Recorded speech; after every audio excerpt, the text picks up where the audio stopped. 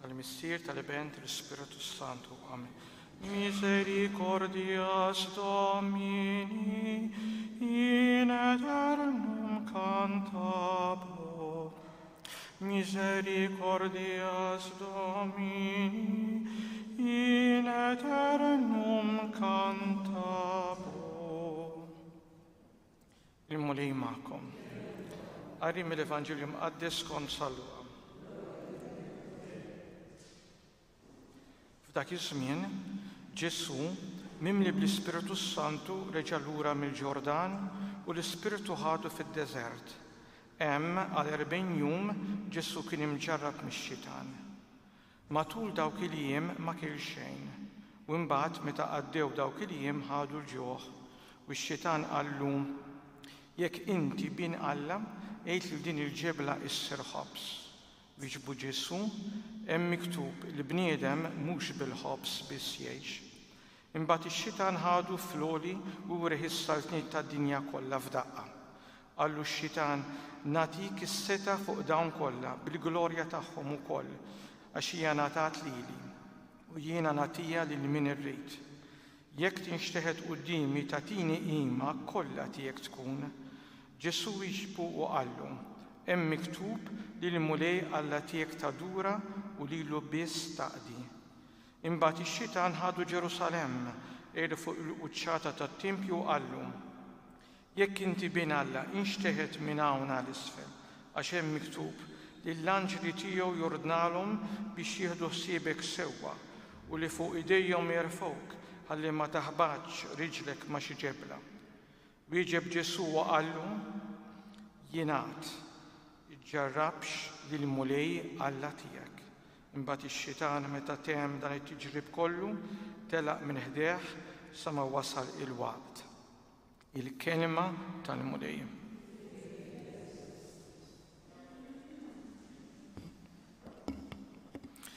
L-Evanġelju jitratta il-professjoni tal-fidi ta' Ġesu Kristu, il-kredu.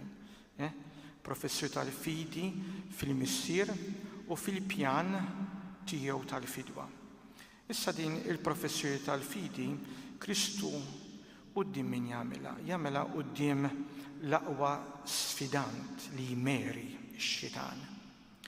Imma bla ebda dubju Luqa jgħaddi lill-Knisja tiegħu il-ġrajja tat-tentazzjoni ta' Ġesu biex jitkellem minn Ġesu bħala il-bniedem veru, il-bniedem oriġinali, Adam il-ġdid. Adam bil-ludi tfisser ir-raġel, li huwa akbar minn Mosè u l-poplu kollu tar-rabta il-qadima. U fejn ma rnexxewx huma, jirnexxi Ġesu. Ekku, dan Luqa jagħmlu bi skop ċar. Irridu nżommu quddiem għajnejna illi l-Knisja ta' Luqa hija fl-inħawi ta' Antiochia fis-Sirja, waħda mill-ikbar provinċji tal-Imperu Rumanu. Din iż-żona kienet metropoli kbira.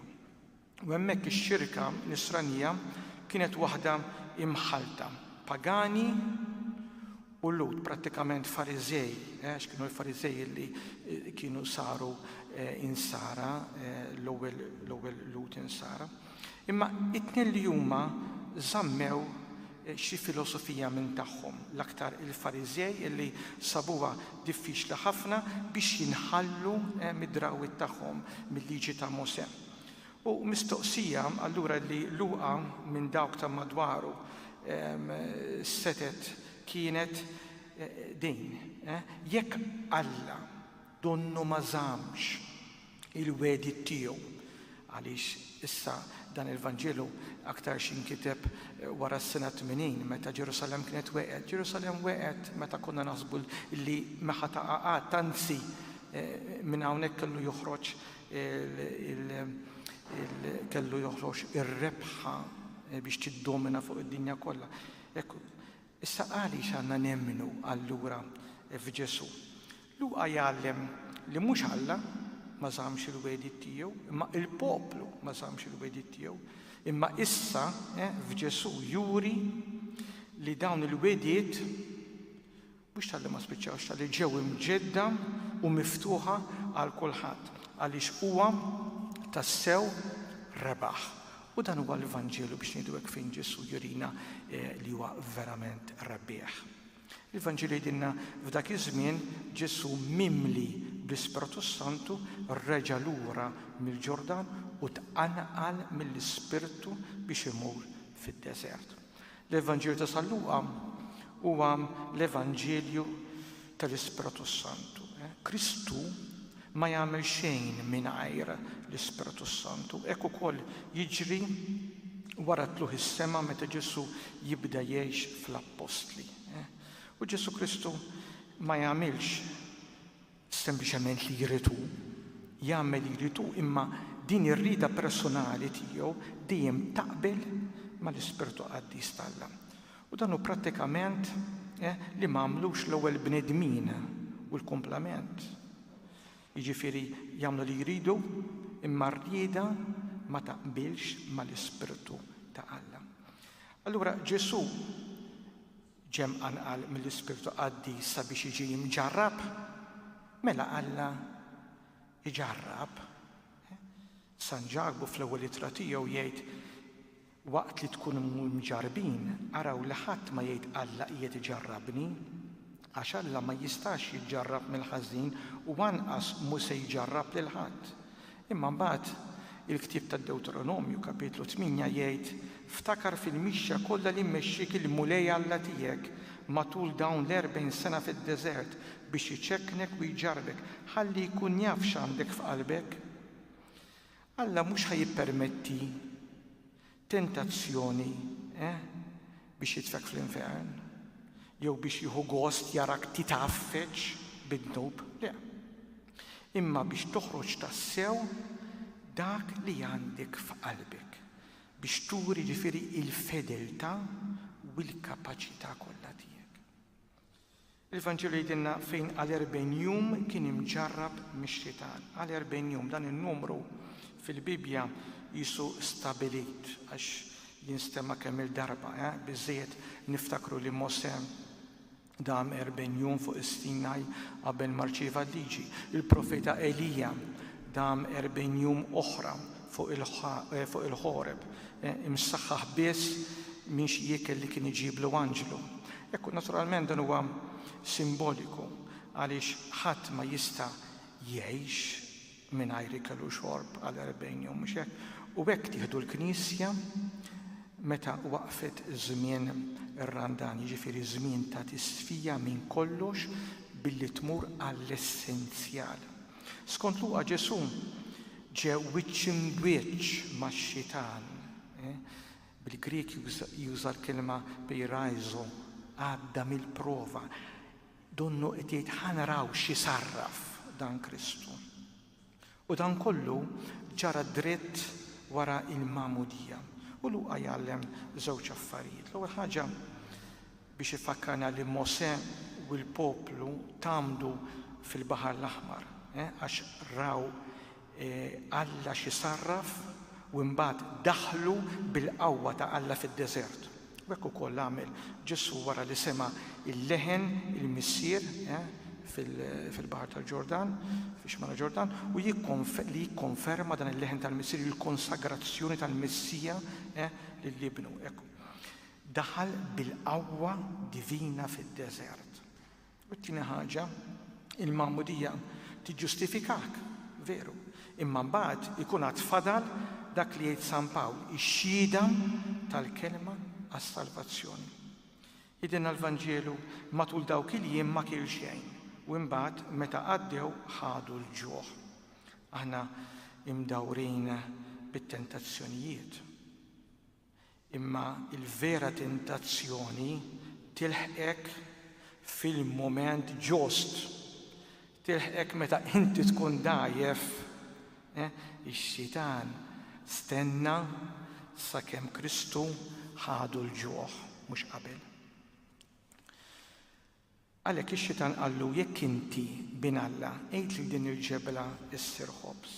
U bla dubbi din it-tentazzjoni tfakkarna f'Adam u Eva fil-ġnien tal-Eden. dini l-ironija, Adam u Eva imdawrin b'kull xorta ta' frott weqgħu għat-tentazzjoni li jieħdu dik l-unika frotta projbita minn Alla u mixtieqa mix-xitan. Mentri Kristu ġo deżert, ma kienx ġo ġnien, ġo deżert ma jaqax għax-xewqa tax-xitan. U Ġesu wieġbu, hemm miktub li l-bniedem mhux bil-ħobs biss jgħix. L-Evanġelju huwa maħkum minn 3 xeni, 3 li juru kif qedtilkom il-kredu ta' Ġesu.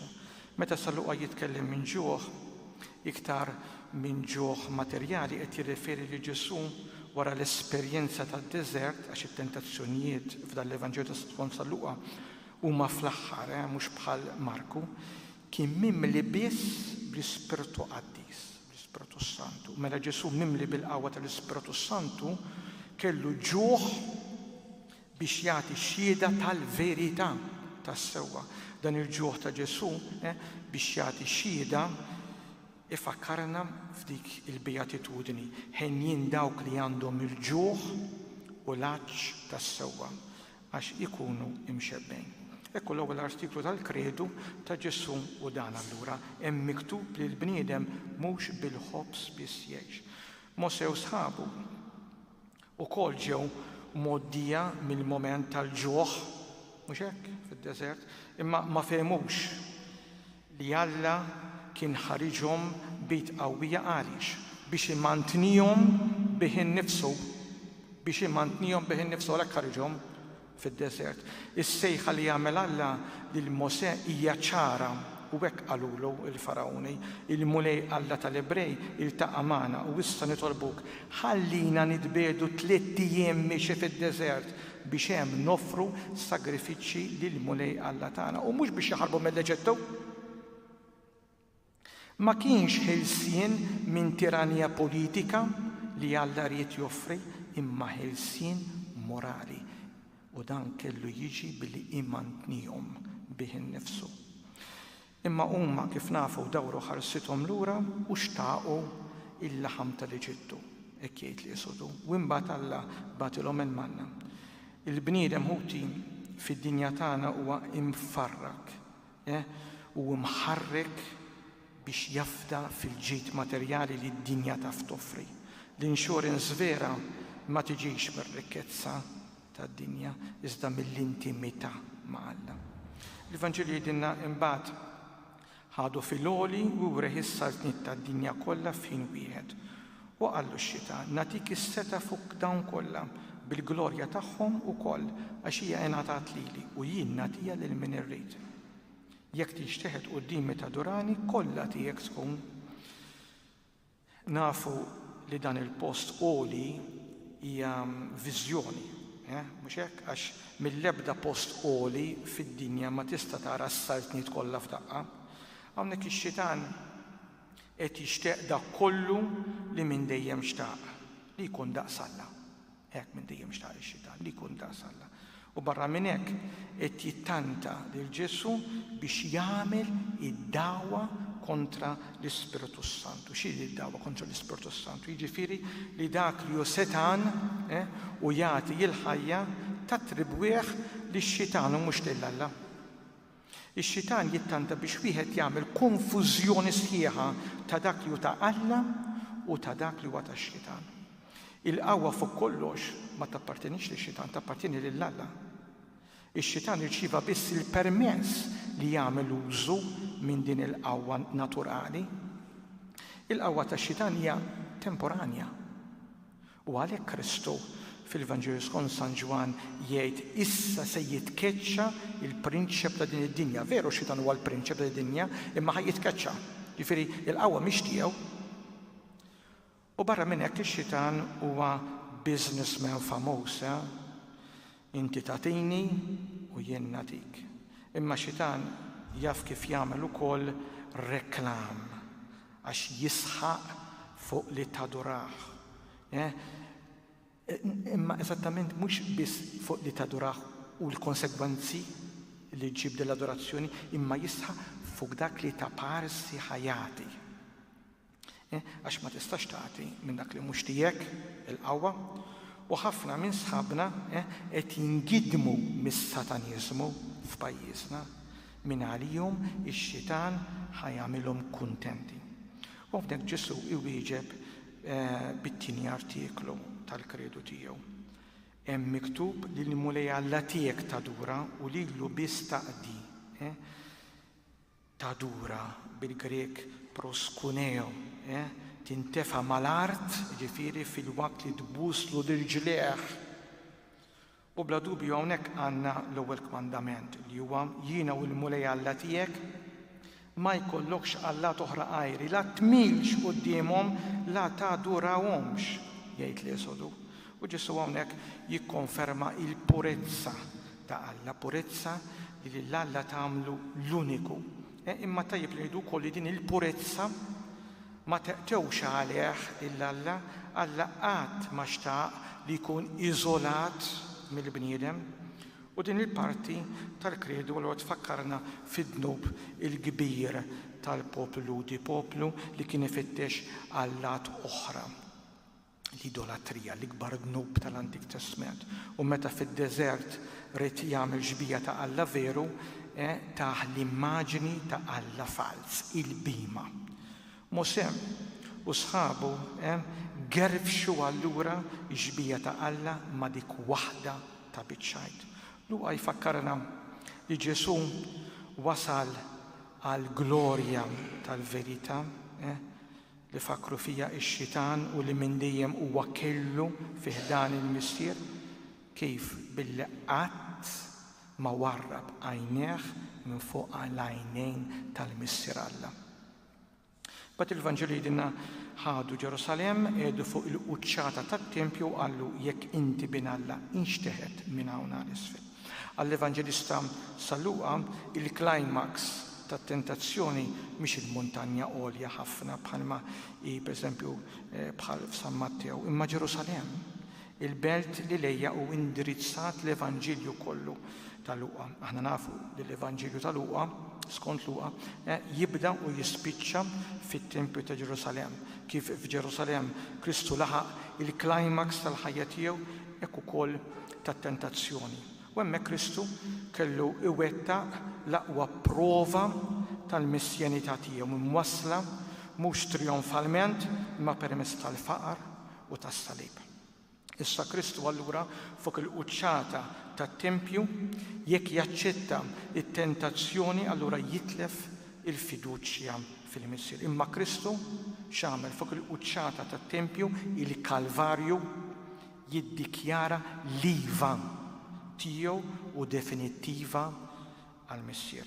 U din-liva hija l-arma, hija l-emblema tal-fidi biblika u tagħna. Il-Vanġeli dinna għax hemm miktub li l-anġli tiegħu jurdnalhom biex jieħdu ssiebek sewwa u li fuq idejhom jarfewk ħalli ma taħbadx riġlek ma xi ġebla. L-ġubijiet u l-ispettakli, ix-shows, kemm jagħmuna lilna l-bnedmin, kemm jagħmuna. Biżżejjed daqsxejn ta' statwa li jibda ħireġ id-demm minnha u kulħadd jibda jitlob u jmur il-Knisja. Iva, Alla jagħmel użu minn fenomeni naturali, mirakli, imma l-fidi ħudi mhijiex effett tagħhom. Pjuttost il-kontra, il-fenomeni naturali jistgħu jkunu effett tal-fidi. Il-fidi hija biss effett tal-grazzja ta' Alla. it-tentazzjoni tal-ispettakli, it-tentazzjoni tax-shows. Xi kemm taqa' fija il-Knisja.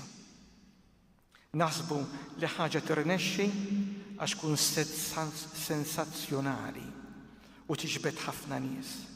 Aħna bħala Knisja sabiex inġibu in-nies fil-Knisja ma nistgħux nużaw il-mentalità tal-marketing tad-dinja, il-mentalità mibnija fuq il-kompromessi u r-rikatti, għax hekk il-mentalità tad-dinja, kompromessi u rikatti.